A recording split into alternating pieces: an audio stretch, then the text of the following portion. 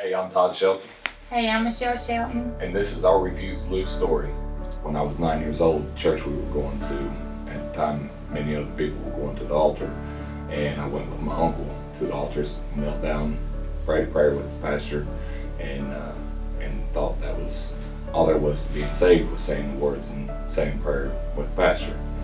It wasn't until I was 13 my brother gave his life to the ministry and had me going to the same church that he was going to, and he took me to a crusade in Gastonia. It was a youth rally crusade, and everybody started moving to the front. I had the warm fuzzies inside, so I went with them and said that I had given my life to the Lord then, and I thought, that was it.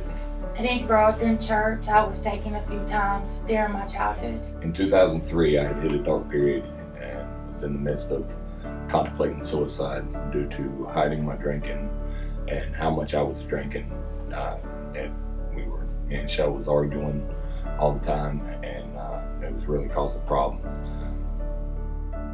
January of 2004, I had been drinking on the job, wrecked a company pickup truck, and lost a high-paying job that was needed to support the family.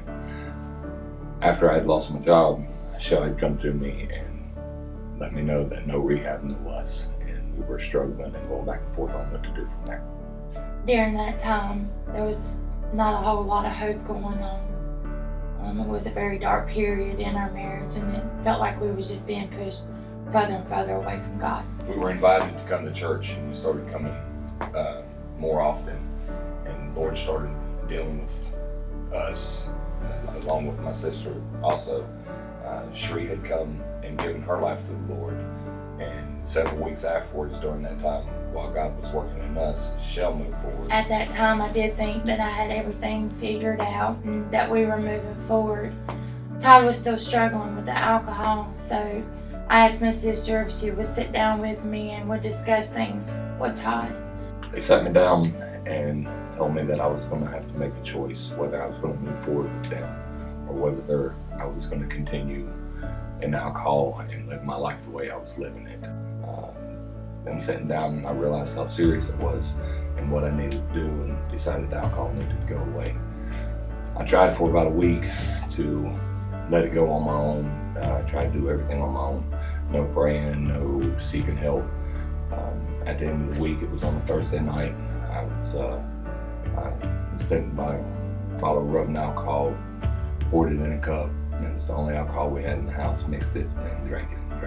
I really thought I was going to die that night.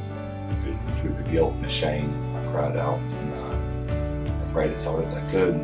But it was Sunday. The only thing I really remember is I come in, the only thing I could do is get to the altar, hit my knees, and I just cried out to God that I couldn't do this no more, that I needed Him in my life. During those times, Todd and I started coming to church every Wednesday, and Sunday morning, Sunday night, was doing devotions. And as time went on, I started realizing that the things from my childhood kept stirring up more and more hatred in my heart, to where it was showing me I didn't have that close relationship with God. It was actually one Sunday morning of this year that I had puggles that morning, and not even one kid come in that morning, so I went upstairs to listen to the rest of the sermon, and it was during that sermon to when God really spoke as loud as He could to me, and I had to go up front. And when I went up front, I surrendered all of that hatred to God, and once that happened, this huge weight just was lifted off of my chest. When I gave my life to the Lord, I actually thought that life was going to be a lot easier and that the struggles were over. But actually it was in reverse. There was periods that our life was actually 10 times harder, and the struggles were harder to get through. But I had this newfound hope in me that Christ's Spirit was in me, and He kept fueling me and fueling me to get through every struggle that we faced. And I knew I had to keep pushing, because there were times where I thought it wasn't worth it, and that just really give up.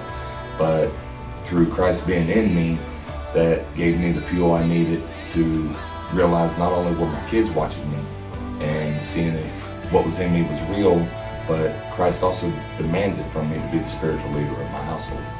like Todd said, we have struggled a lot, and just because you become a Christian and give your life to God, that things are always easy, and they're not. And I even struggle sometimes with, you know, the past from my childhood and everything, but God reminds me that He's already won this battle, and I don't have to do it on my own anymore.